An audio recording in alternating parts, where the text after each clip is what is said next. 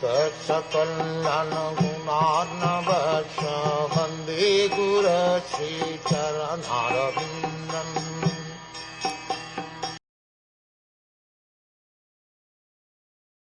The description of the dealings of Kapil Dev and his mother is very confidential, and anyone who hears or reads this narration becomes a devotee of the Supreme Personality of Godhead, who is carried by Garuda, and he thereafter enters into the abode of the Supreme Lord to engage in the transcendental loving service of the Lord.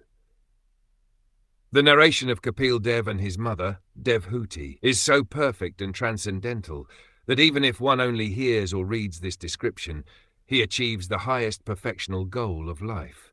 for he engages in the loving service of the lotus feet of the Supreme Personality of Godhead. There is no doubt that Devhuti,